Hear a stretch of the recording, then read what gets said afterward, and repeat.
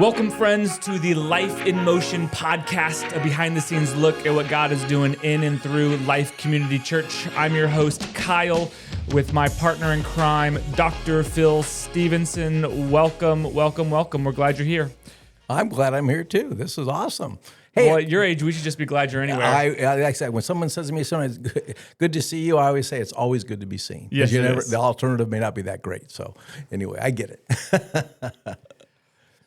Well, now that we're got that over with, I have a question from Sunday. Okay. And maybe I'm the only one wondered about this, so I get that. But you talked about liturgy, which was fantastic. But I always, when you started first going into liturgy, I thought, oh man, liturgical churches, all I could think of high hymns, organs, choirs, saying that no one was impromptu, you responsive. Everything was just in a book or whatever it might be. But then you put a twist on it. And you said a liturgy, if I got it correctly, is a practice you do based on stories you tell about yourself. And I'm just curious, how does the stories we tell ourselves turn into liturgy? Yeah. No, I'm with you. I think earlier in my faith, when I'd hear liturgy, I would think of those same things you did. Robes, hymns, repetitious prayers that felt dead to me, maybe cold, dead religion. But let me tell you the story of how it changed for me. It kind of came in three different waves. The first wave was when I was in graduate school. My cousin planted a church, and I went in to help out, not knowing what I was getting myself into. And what I didn't realize was it was a liturgical church. I just didn't know it was a liturgical church because we met in a park at first, and then we had flip-flops and acoustic guitars. But there was this liturgy. We'd do these things called a prayer of confession. The first time we'd all pray out loud together. I'm like, dude, sounds creepy and spooky. But there's other practices. We'd look at different seasons of the church calendar so we could reflect on different spiritual themes and practices in different seasons. And when I realized that liturgy didn't have to feel dead when you understood it, it made it come alive to me. And what most people in our church probably don't realize is there's actually a prayer of confession that I learned in that church that I pray probably once a month in our church. It's actually from the Book of Common Prayer, which most of our listeners are like, what is that? And it's the prayer that, again, folks have heard me say, God, we confess that we've sinned against you in word and thought and deed. And it goes on from there. And so I think it was the first moment where I saw life in liturgy. So that's part one. And this is a longer answer than anyone needs. So hopefully, guys, you don't have anything better to do. I hope you're doing well on your run or driving in the car or whatever you're doing while you listen to this. So that was part one. Part two is there's a book by Jamie Smith. There's a book written in two different ways. One is his popular book is You Are What You Love, and it's actually talking about how these practices and stories shape us. But You Are What You Love is actually a summation of a 3-part scholarly work that he did on practice. And one of the things he's talked about is that in our modern evangelical church, when we've lost some of these practices, we've lost some of these practices that shape us. And his argument is, to use the definition, liturgy is a repetitive practice rooted in a story that shapes us. And I think oftentimes repetitive feels boring.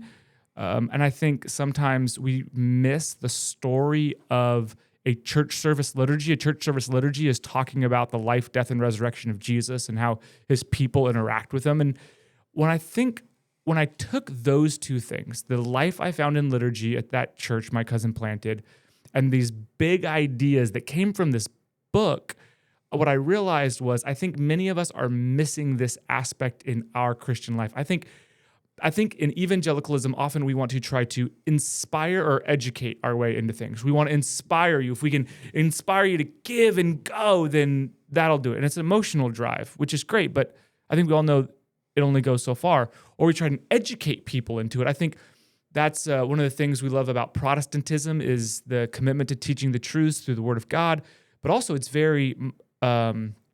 it has an enlightenment approach in that it's so cognitive. And we just think if we fill people's heads with the right information, that's where change will happen. And I think it's the frustration that inspiration wasn't enough and the frustration that education wasn't enough. and so many people feeling stuck, and that's all they got. And that's why I think this language that Paul uses, this be transformed by the renewing of your mind. Again, it's the renewing, it's the ing. Again, if we're going to talk very grammar or kind of grammar nerd, it's the present participle. It's the ongoing over and over and over. And once I found that repetitious didn't have to be dead, it unlocked something inside of me. That, along with knowing that I have these other liturgies that are actually eroding my soul. Most of mine have to do with escapism and devices. Devices could sound like, drug, sex, and rock and roll. Like device, like literally like my iPhone as an escapist thing. And so I think that is what I realized was change was going to be slower than I realized. And it might be a glacial pace. It might be repetitive, but that's actually what it took. Or more accurately, the things that could change quickly in my life got changed in the first half of my life. But now as I move to the second half of my life, the things that I think that God wants to change, most of them are going to take a whole lot more time. And that's where liturgy, not as a worship service, but liturgy as a way of life, repetitive practices that rooted in a story that shape who I am, that's where that came from. And that's where I hope people find the hope and the transformation and maybe a resurgence of an appreciation of liturgy. Don't worry, I will not be in a robe and we won't be doing, reflective prayers on Sunday, though we might do it at some point, but probably not this Sunday. I'm all over the place. Let me just end with this. I do think, though, a robe would be cool on Sunday morning. And a bathrobe. Yeah, a bathrobe. Awesome. Yes, a bathrobe. Yes. It's interesting. I met with someone who used to attend our church, and she's like, at this other church, it's great. Again, it had the more liturgical. She's like, I grew up with this stuff, and she's like, when the pastor says, "Priest be with you," and everyone responds, "And also with you," and she's like, I love and I miss that. And I said, honestly, I love and miss that too. But the reason I'm no longer at that church and wasn't there anymore is I realized that I couldn't invite my non-Christian neighbor to that type of a service. Mm-hmm. I felt like oftentimes churches that are built liturgically often have like an insider code language. And if you don't know the code, if you don't know the secret language, if you don't know the plays, it'd be like showing up to a football game and they're saying, hey, all right, you're playing wide receiver, go run a 5-yard post. And you're like, I don't know what a football is. Mm-hmm. And that's why, again, I think while I love liturgy and church services, we don't do it primarily because I don't think it's hospitable to non-Christians coming in the room. But I also do think we are missing something. There's something around depth, consistency, the repetition practices that I think we've lost. But all that to say, that's my long journey of how I've learned to appreciate liturgy in my life and in the role of spiritual transformation, and not just as a form of worship that feels foreign to me. Right. Well, it's interesting because something you said there kind of sparked an idea for me, because I think a lot of people don't like the term liturgy, yes, or even talking about the practice of liturgy because it seems stale and rote and non-emotional. And at some level, we want our spirituality to kind of reach into our inner being. But then when you talk about a practice that helps to form us, and I realized as you were talking, and again, I applied it to working out. I realized, when I go to the place that I go to work out, a gym I go to, the beginning part is always the same. There's a certain warm-up ritual or liturgy you go through, and you do that to get prepared. And then, of course, at that point, there are certain things that we do. Now, their exercises vary, and over the course of the workouts, they're different. But the bottom line is the practices are helping me to be conformed or formed to my perception of the kind of, well, I'll say a fit person I hope to be. Yeah. And the same thing can happen when we do our spiritual practice as well. So realizing that, man, I'm doing the same thing to kick off again. Mm-hmm. So realize that's okay because it's going to help conform us or transform us, I should say. You should use that word earlier too. That transform us in the person we want to be spiritually. And I realized I have a practice that I developed through a friend several years ago recommended an app for me. and it's called Lectio 365. I love this You have app. that? Tell us all Okay, about it. I okay. love it. And it basically, I only use the morning. There's an evening one too, but I don't do the evening one. There's a neither. morning one. It takes anywhere from 8 to 13 minutes. And Yeah. basically, it follows the same form. But at the end, there's a prayer that you pray. And I have found for me that prayer is fantastic. Is, God, help me to live my life in a way that will be pleasing to you. Jesus, help me to give myself away to others, being kind to everyone I meet. Spirit, help me to love the lost, proclaiming Christ in all I do and say. And it's just a rote type thing, but yet I find that keeps my mind attuned throughout the day. And I can't tell you the number of times I've been in a situation and it's frustrating, or I'm driving or whatever, and I find myself, Jesus, help me to be kind to everyone I meet. It's like, I don't want to be kind to that person. But it transforms me in that moment. It reminds me, I grew up in the 90s.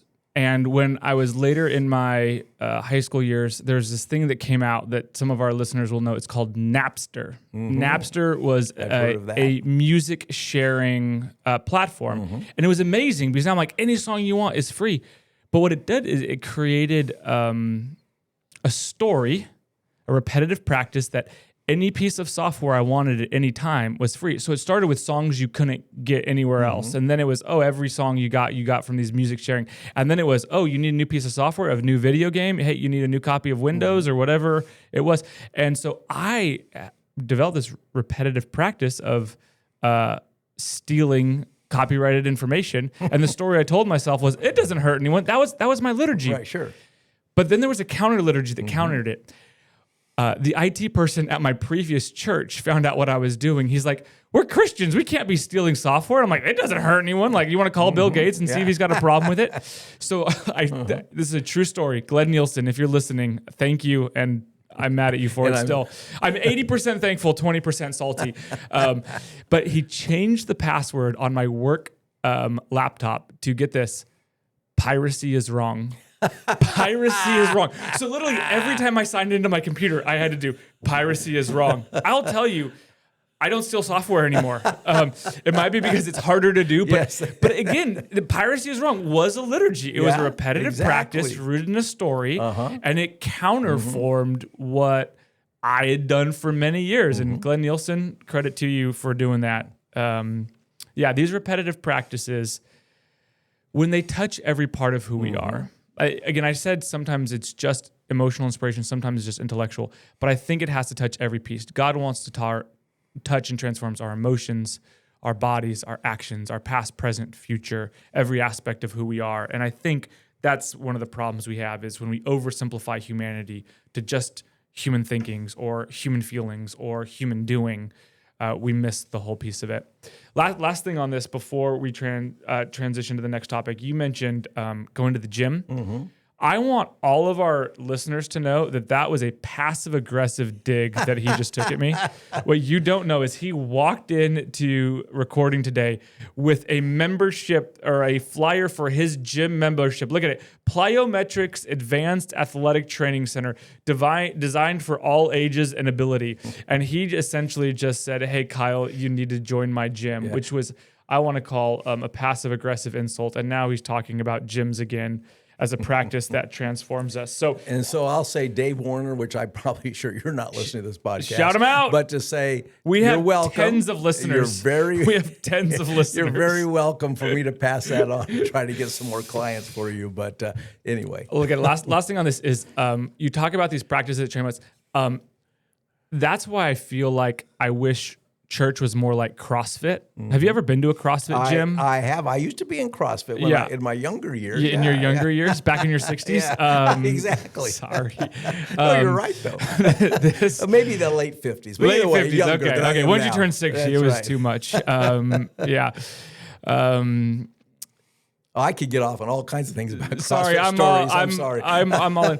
But let me say it this way: I used to say I wish church was more like CrossFit because it was a repeated set of practices rooted in community that actual saw transformation. Right? We know that these workouts work if you show up and do it, But there's a community piece that says, hey, we're so glad you're here, right? Sure. Uh-huh. But there's also a community piece that says, hey, we missed you at workout. But then there's also this thing of seeing results. And I feel like in church life, sometimes we miss those repetitive practices, or we don't know what the practices are that will shape us. Same thing in exercise. Sometimes we miss the community place that says, hey, I'm glad you're here. Also, we missed you when you're here, but also not seeing the transformation. And that's really where this heart for liturgy came from. Is I want to see deep transformation in our people's lives. And in this season of church that we're in, the church is growing. We're seeing lots of people coming, people being about it. We're loving every bit of that. But more than I'm excited to see the number of folks who are coming, the deeper question of my soul and my leadership asks this question is not how many people are coming, but how many people have been so deeply formed by God that no matter what comes their way, they're ready to handle it. No matter what diagnosis, divorce, depression, no matter what comes their way, have we as a church helped form them through these repetitive practices rooted in the story of Jesus that actually transforms people and shapes them so they could survive anything. And that's really my hope for all of the people of our church. Whether the language of liturgy helps or not, just know that's my hope, is that you are so formed by Jesus that you can survive anything the world throws at you. With that background, Kyle, what story or I don't know, something that's maybe happened recently in the life of the church that shows a story of this transformation that you've seen, you desire for the congregation? So let me talk about some practices that I saw, and I shared this in the first service this past week, which means 10 to 20% of our listeners have heard it, and the rest either were on vacation or in the second service. When my wife, Kelly, and our 8-year-old Noah pulled into the church, someone handed them donuts in the parking lot.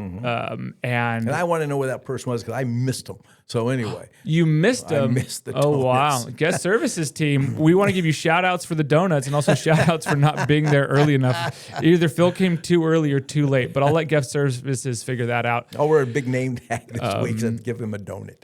Well, okay, this is part of celebration. Like, again, Joni was our guest services director and just did a phenomenal job. And when she transitioned, we asked someone else, hey, will you help us figure it out? And she's like, I'll do it, but you can't pay me. That's Deb Carapia. She's like, I love it, but you can't do it. And here she is. She's as a volunteer saying, how do we move this thing forward? And that's a sweet moment in our church when we say, hey, I want to be a part of the mission. I want people to feel loved. And so they did that. They gave out donuts. And my wife asked Noah, hey, Noah, are you surprised that they gave you donuts? And without missing a beat, he said, no. This church loves kids. That's awesome. And as a dad, I'm melding. And as a not only as a dad, but also as a pastor, that like papa part of my heart that pastors this church says, I'm so proud of our church. And then we get in, and again, there's a kid dedication, and the 2 older kids of the 3 kids are sitting in the front row. And I think they, or honestly, maybe I'm wrong. Maybe it wasn't them. Maybe it was the adults behind them that spilled this cup of coffee. And I'm running to the back to get as many towels as we can to clean it up. And I love that no one's like, why are we having coffee here? Why are these kids doing it? It's just like, this is part of life together. And then, it's beautiful. I mean, it's not preferred, but it's beautiful. I mean, there's a single mom there who's saying, even if my husband or ex-husband won't stand up here with me, like, I'm going to dedicate my kids to the Lord. And you may say, well, it's not the perfect picture of what she wanted. Of course, no one who gets married envisions themselves getting divorced. But what she's doing is she's saying, I'm here as a single mom, but I need the help of God, and I need the help of this church community to become that family and fill in some of those gaps that we all wish someone else would step in. And so I'm seeing these stories. And then there's another story. There's a teenager who got baptized, and I don't want to give too many details because I don't know if this is public or not, but that teenager who's now a senior in high school, when she was born, the doctors gave her a diagnosis and told the parents, we don't know how long your kid's going to live. It could be weeks, it could be months. If you get years, you'll be lucky. Right. And here she is 17 years later in the water of baptism, not just celebrating that God has miraculously healed her body, but God has saved her through the life, death, and resurrection of Jesus. And it's a testimony of new life in Christ and the miracle of that faithfulness. And again, watching those parents, and I can't imagine their journey, the journey of a parent wondering, I don't know how long I'm going to have my kid. I might be the one who buries my kid, and now standing up there in the waters of baptism, seeing her spiritually buried, her sin being buried with Christ and resurrected. I was just, wow, I just could not tell you how proud I was in that moment, from my kid realizing the way that our church loves kids, from spills in the worship service are not a big deal because God is not like, "Mah, mah, mah, mah, mah." It's part of life. And again, seeing what we're really all about. Again, we're not about donuts or coffee in the sanctuary. We're about seeing lives change and seeing this family testify to the saving grace, but also the life-giving grace that literally keeps her heart beating. Well, I think that's a tribute again to you as the pastor and the team here, because you have exemplified authenticity. Life is messy. People are messy. Everybody who comes here doesn't have their act together. And I can remember back in the day when I was pastoring, and a young woman just started coming to our church, she and her husband. Actually, she came before her husband and she was pregnant. And so she comes in and has an appointment with me. So we're sitting in my office, and I hope I don't ever forget this because it really exemplifies what church should be about. And she told me her backstory, the fact that she was not yet married, but they were engaged, but she had gotten pregnant.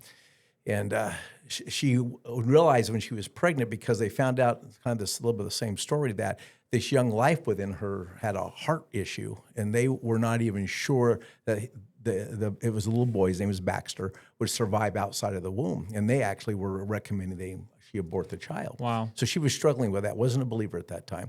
But she comes in and she says, I did have a church background. And she goes, I went to back to my old church, but they knew I was pregnant out of wedlock, and they basically didn't want anything to do with me. I couldn't believe when she was telling me the story. And so she looks at me, and I can still remember with tears in her eyes, and she says, Pastor Phil, can I come to your church? And I remember saying to her, listen, you got stuff, I got stuff, we all got stuff. Of course you can come to this church.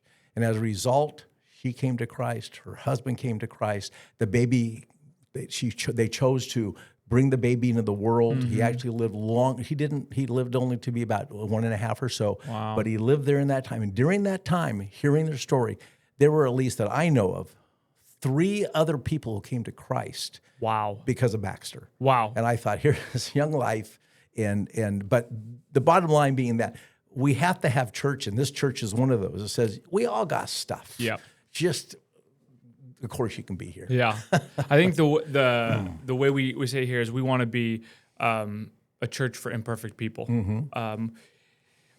So I want you to help me think and work through this wrestle I have with being imperfect people. There's, while we as a church try and celebrate our shortcomings, our need for God's grace, there is also an expectation that we would live life well in a way that honors God. And I think one of the things that I get stuck in sometimes is perfectionism and this fear that, oh my gosh, what if I mess up? And then again, you talk about the liturgy, then I have a liturgy around failure. The trigger, something goes wrong. The practice I have is, oh my gosh, I messed up. And the story I tell myself is, man, if I was blank, I wouldn't have done this. If I was smarter, I would have avoided it. If I was a better leader, they wouldn't have done this. If I would have preached better, it was that. And so there's this liturgy of failure. And I'm wondering if you can help folks, maybe leaders, maybe people who are struggling with failures, how would you help us respond to our failures? What is a liturgy of failure that actually might shape us to become more like Jesus? Help us deal with our own failure, shortcomings, imperfection, whether that be as a pastor, as a mom, as a dad, or as any human being. Dr. Phil, coach us up here. Well, I'll try. I mean, one thing I want to say is there's not one person, unless they are delusional, that have not failed. All of us have. We've failed. We've fallen short. We've disappointed ourselves. We've disappointed other people. So we have to recognize that that's life. Yeah. It's part of life. But the lie I tell myself is, oh yeah, I know I made mistakes, but I'm going to do it better next time, and Exactly. I'm not going to do it. So that's still part of the growing in me is I got to realize that. But I interrupted you. Go on. No, but I think that's true for us to understand. Just recently, I run across this guy who is primarily in sports. And I'm a sports fanatic. I self-admit that. I listen to sports talk radio. I always tell people if there had to be a support group for sports talk radio, I'd have to be in. Hi, my name is Phil, and I'm addicted to sports talk radio. And I hope they would have donuts. Celebrate Recovery Wednesday nights. Right. And they do have donuts. Hurts, habits, and hangups. They have donuts. So I'm not at all bitter about not getting a donut in the parking lot. Yeah, we can tell. Yeah. The old guy just brought it up for the third time, but he's not bitter. And yeah. If he remembers that, he forgets everything else. But I don't get right? it. He's like, I don't understand what you're talking about, the liturgy thing, but I want to know why I didn't get the donuts. Well, you care about young kids, but not old people.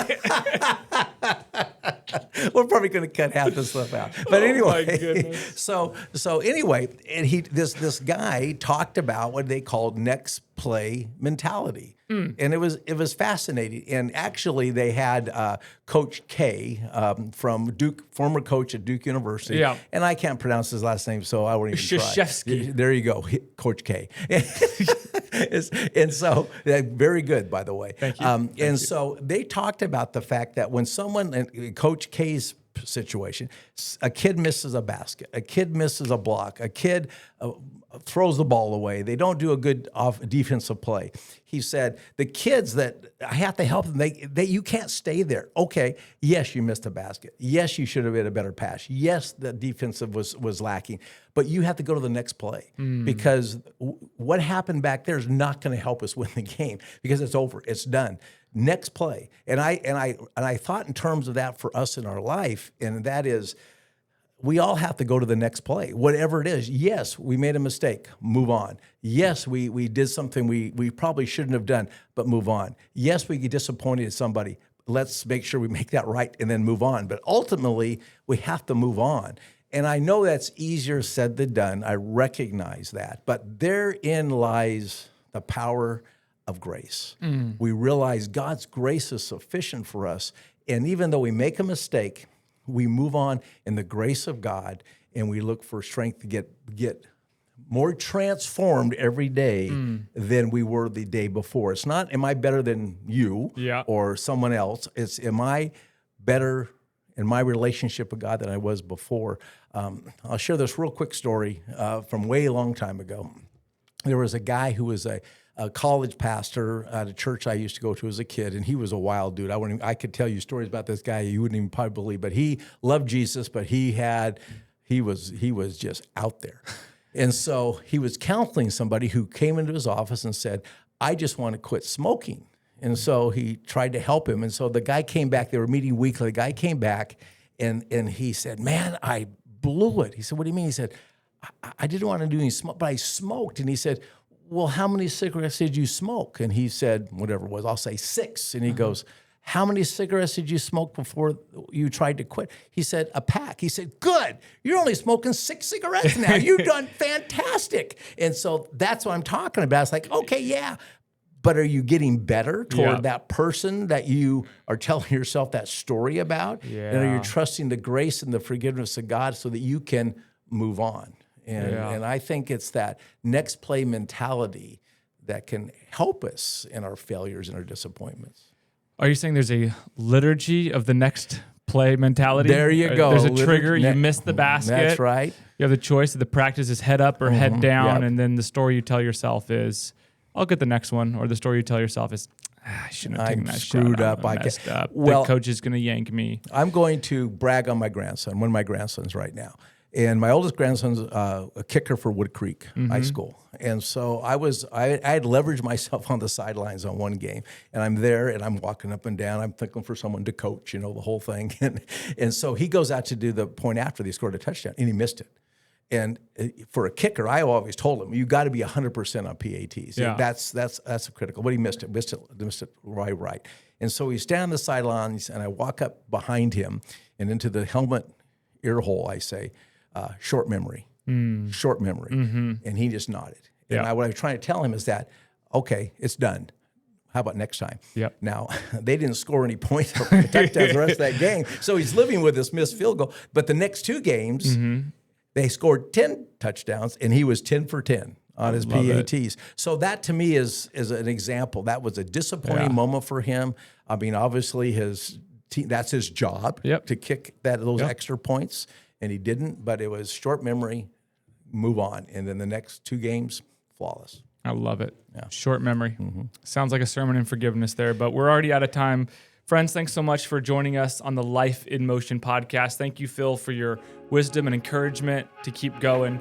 And friends, I pray that God is shaping your heart and transforming every aspect of you. We love you. Thank you so much, and we'll talk to you soon.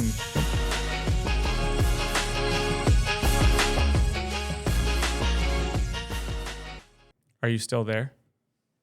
We have a secret special treat for you. If you listened all the way this far, we have 2 stories that we caught from Dr. Phil before we started recording. He did not know we were recording him. And so if you stayed this far, enjoy these absolutely sweet treats that have no spiritual benefit but are there for your enjoyment, because laughter is a gift from God. All right, that's too spiritual. All right, love you. Enjoy these stories. Yeah, I had other stuff like, how do you manage the holidays? I had other stuff, but I kind of like that one. I like the managing disappointment one. The managing holidays, of course, you know both Ryan and my younger son Scott are married to sisters. Yes. Yeah. Yes. So when Scott was convinced he was in love with Desiree's sister, he comes home from college. We're having breakfast together, and we went out. And so he tells me his story. And at this time, Ashley was not at all interested in him, and he was very smitten. And I even said to him, he said, she's the one. I said, well, Scott, if I'm understanding, are you dating her now? No. I said, does she really even pay? Not really.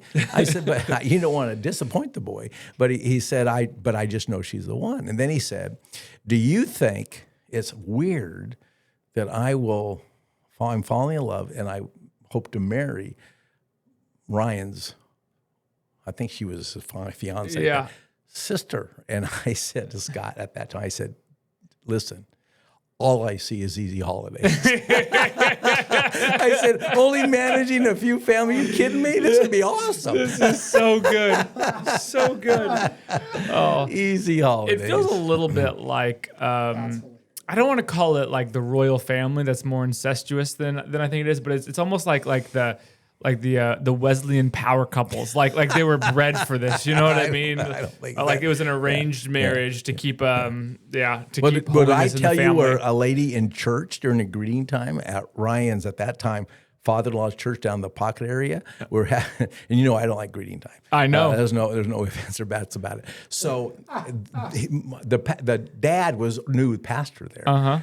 And so he was in, and I forget, I think Ryan was in town, and they were Scott wasn't there, introducing people. So bottom line is, he introduces his son, who hadn't yet moved the area. He was finishing high school in Tucson. And then Ryan was there with Desiree and said, this is my son-in-law. And so all of a sudden there's a green time. And all of a sudden, she said to me, which one is your son? And I said, well, right there is my son, and that there is Pastor Mike's. And my son is married to Pastor Mike's daughter. Yeah. So he says to me, that's incest. Well, you're a greeting time. What do you do? Yeah. I mean, at all. But I'm turning around like, okay. You didn't correct her? I don't know where she even came up with it. She's a little old lady. I don't know I wanted to say, what are you, a weird little old lady? Wait, you didn't correct her. But later, Mike clarified some things, and then again, she taps me on the shoulder. I turn around and she goes, I am so sorry. I thought you were Pastor Mike's brother. So she sees his son, my son, cousins, married to cousins. And I said to Joni later, I said, I'm sure glad Pastor Mike didn't mention his other daughter was dating my son before she found out what's going on. Okay, I don't know how to fit that in. Did we get this pastor from Arkansas? Where's he from? Because he was new. He was there for just a month or so. Oh, it was so fun. I'll never forget that someone during greeting time accused me of incest. Okay, now I know why you don't like greeting time so much. I thought it was like I did get a great story out of it, though. oh my goodness.